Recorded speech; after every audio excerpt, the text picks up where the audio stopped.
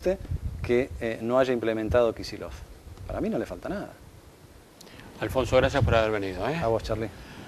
Le preguntaremos un hombre del oficialismo que respalda este proyecto, integrante de Carta Abierta, Eduardo Josami. ¿Cómo está viendo este momento político y económico? Eduardo, buenas noches, ¿cómo estamos? Bien, muy bien. ¿Momento difícil para el gobierno?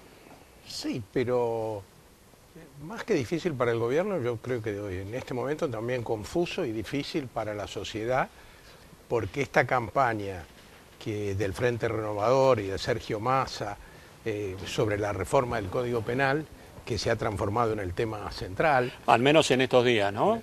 Me parece que está recurriendo a una... bueno, nos recuerda a la experiencia del ingeniero Bloomberg, ¿no? Es decir, un momento en que todo el sistema político argentino terminó aceptando que había que aumentar las penas como solución para que no se reiteraran los delitos, y terminamos convirtiendo el Código Penal en un verdadero mamarracho donde las penas perdieron toda proporción y razonabilidad. Lo que hace Massa es salir y decir, bueno, yo conozco el código, es a favor de los delincuentes, bajan la pena en 100 y pico de... ¿Por qué hablas de campaña? Es un dirigente político opinando. Bueno, claro, pero es un dirigente político de los importantes, de los que tiene y no audiencia, fue el único después, ¿no? Pero que, por ejemplo, dice que hay que llamar a un plebiscito para ver si la gente aprueba o no la reforma del Código Penal. Eso está expresamente prohibido por la Constitución sí, no nacional. se puede llamar ni a cuestiones constitucionales ni penales. Entonces, pero por otro lado, va a juntar firmas. sostener que esto es un enfrentamiento entre la gente y los delincuentes, me parece que es renunciar a la mínima función docente, aunque esto suene demasiado pretencioso, que tiene que tener la dirigencia política. Es decir, no ponerse a apoyarse, digamos así, en el dolor de las víctimas, sostener la medida más drástica, el aumento de las penas, sino plantear, bueno, cuál puede ser la respuesta racional al tema de la seguridad. Y en este caso me parece que el gobierno había procedido muy bien, porque convocó a juristas importantes, Gilavedra, Zaffaroni, Arlanián, la doctora Barbagelata, el mismo Pinedo, y lo convocó además con un criterio muy pluralista, entendiendo que era un tema en el que era importante y posible obtener consensos que fueran más allá de los enfrentamientos políticos. Yo creo que... Pero yo entiendo eso. El gobierno tomó, no sé si un proyecto o un anteproyecto, lo está elaborando, y la oposición, Massa primero, lo que dice, no estamos de acuerdo. Claro, tiene todo el derecho el mundo de decir que no están de acuerdo, pero en primer lugar tendrían que conocer bien el proyecto. Uno supone que lo conocen. Bueno, por ejemplo, Massa dice que con este proyecto van a salir miles de presos en libertad. Las excarcelaciones no dependen del proyecto del Código Penal, sino del proyecto del Código Procesal Penal. Massa dice... Está bien, pero ahora la Cámara de Apelaciones en lo penal va a hacer una reunión para decir que están a favor de que no haya excarcelaciones. Bueno, la Cámara puede hacerlo, pero lo que le quiero decir es que también es falso, por ejemplo, que se bajan la mayoría de las penas. Es decir, han salido declaraciones de Zaffaroni, de Arlanián, de Gilavedra, donde se muestra que el proyecto de nuevo código son más las penas que aumenta que las que baja.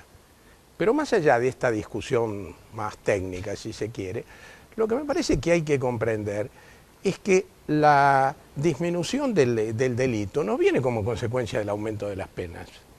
Tenemos países donde hay penas de muerte para los delitos contra la vida y no han disminuido sensiblemente estos delitos. Esta es una discusión que viene desde el siglo XVIII y que se ha comprobado en todo el mundo, que la disminución de la criminalidad depende de otros factores. Yo te entiendo, Eduardo, pero la cuestión es, hay una sensibilidad desde hace años, ¿no? Desde la época de Kirchner, desde antes, en la Argentina sobre el tema de la inseguridad, que repercute muy seriamente, hay hechos cotidianos.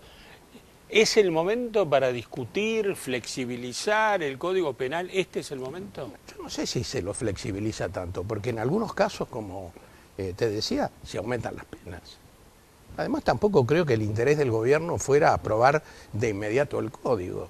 Simplemente se presentó el proyecto de la comisión después de un largo periodo de trabajo, el gobierno lo está analizando y era de esperar que las fuerzas políticas que estaban representadas en esa comisión estuvieran dispuestos a discutirlo. Ahora, ¿qué ha ocurrido aquí?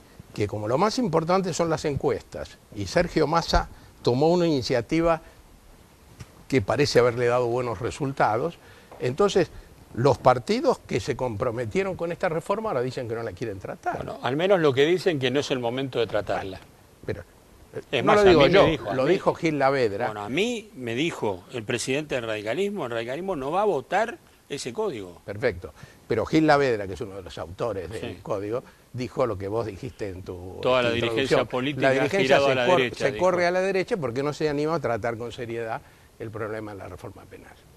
Me parece alarmante porque el antecedente de Bloomberg debería servir para una autocrítica del sistema político. Bueno, en general. Bloomberg fueron grandes movilizaciones después de un caso dramático donde mataron al chico mal, y vos decís que eso se evaporó, No. que era la derecha, la dureza. No. Eso llevó, es decir, a mí me parece, en primer lugar, obviamente muy razonable la respuesta social frente a un crimen aberrante como el que sufrió Bloomberg en la persona de su hijo, pero lo que era necesario era profundizar, por ejemplo, la reforma del sistema policial, como estaba intentándose en ese momento en la provincia de Buenos Aires. No pensar que reformando el código y poniendo penas más altas esto se solucionaba, porque en realidad lo que se llevó fue a tener un código penal que ya no tiene ninguna racionalidad, porque se castiga más al que se roba una vaca que al que comete otro delito Ahora, mucho más una grave. cuestión fundamental, y hablo del Código Penal como puedo hablar del Código Civil y Comercial. En el debate, en la aprobación, no se trataría de juntar la máxima masa crítica de apoyo. No tendría mucho sentido un código votado dividido, me da la impresión, ¿no? Totalmente de acuerdo. Es más, creo que el proyecto del gobierno, incluyendo incluso a un dirigente del PRO, seguramente por sus métodos como jurista, pero no deja de ser un dirigente del PRO, en el equipo redactor del código demuestra el interés de tener un consenso muy amplio. Y me parece que el código no se puede aprobar valiéndose simplemente de una mayoría parlamentaria, que va a requerir mucha discusión en la sociedad. Eso estamos de acuerdo. Pero esa discusión tiene que hacerse con el criterio de lograr la mayor racionalidad y entendiendo además que no se le puede pedir al Código Penal más de lo que el Código Penal puede dar. Un politicólogo que yo respeto, perdóname que no dé el nombre, el otro día dijo, bueno, en realidad Massa es un pillo, se les adelantó a todos como diciendo, hizo algo que a todo el mundo le hubiera gustado en la política hacer y tuvieron que ir atrás de él, ¿no? Y sí, pero yo creo que hay, esquematizando un poco, ¿no? Hay dos tipos de políticos. Los que se sienten primereados por Massa porque dicen yo podía haber hecho esto y hubiera tenido réditos, y los que modestamente nos sentimos indignados porque Massa está bastardeando una discusión mucho más seria. ¿El gobierno está haciendo un ajuste? El gobierno se vio obligado a tomar una medida que no quería tomar, que era la devaluación.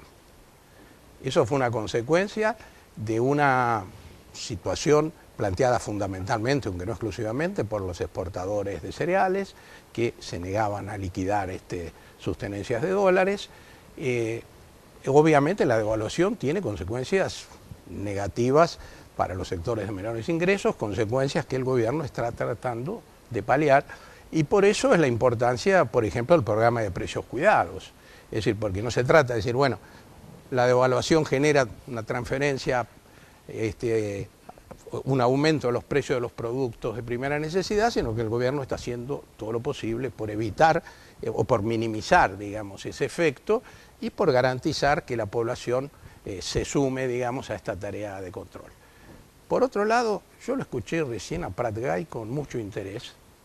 Me parece que no dejó de citar cada uno de los puntos débiles o discutibles de la argumentación del gobierno, pero no me enteré de cómo piensa él que se baja la inflación. Porque, no, lo que él dijo, que a mí me pareció serio, que la recesión iba a bajar la inflación. Bueno, eso es lo que no queremos. Por lo visto tampoco lo quiere él.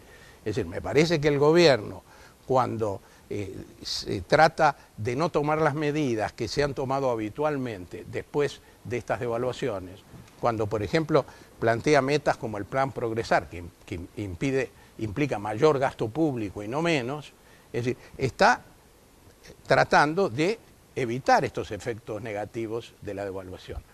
Por otro lado, me parece que debería reconocerse que el Kicillof demostró una sabiduría importante en el manejo de una coyuntura muy difícil.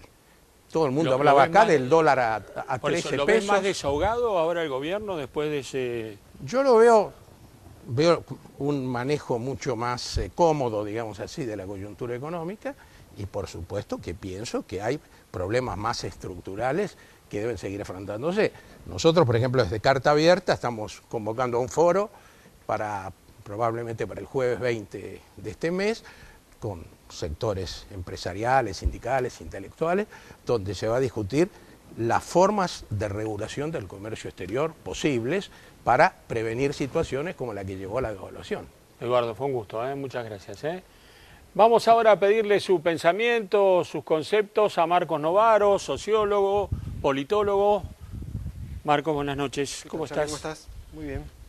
¿Cómo definís el momento político y económico? Bueno, hay un gobierno que está transitando sus 18, 19 últimos meses, y hay una situación económica sensible. ¿Cómo lo estás viendo?